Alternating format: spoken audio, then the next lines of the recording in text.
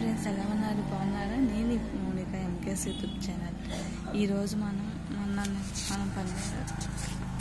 పరమానంద శిష్యుల గురువు గారి విందు భోజనం గురించి తెలుసుకున్నాం కదా. ఈరోజు మనం రామయ్య దెయ్యం గురించి తెలుసుకున్నాం.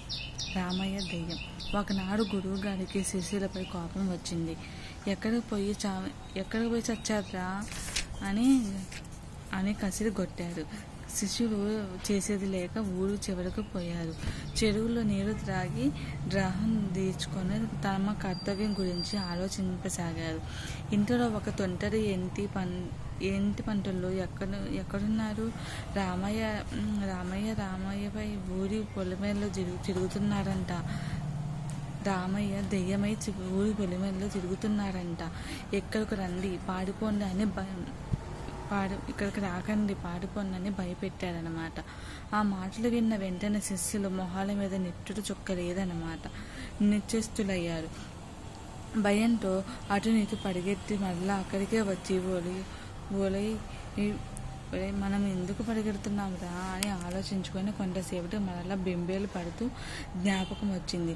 రామయ్య దెయ్యమై మనల్ని పట్టి బాధించడం త్యాద్యం అనుకొని వలోదారి పాడిపోయారు. అలా వారు పోయి పరమానందపురాన్ని చేరుకున్నారు.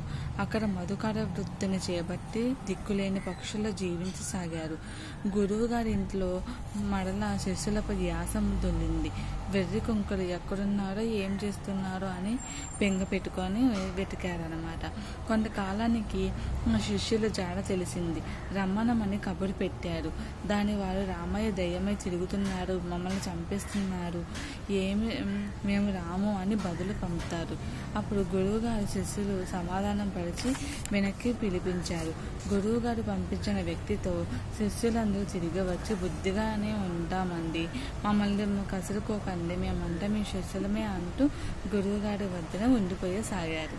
నచ్చితే లైక్ చేయండి, షేర్ చేయండి, కామెంట్ చేయండి. ఓకేనా? బాయ్.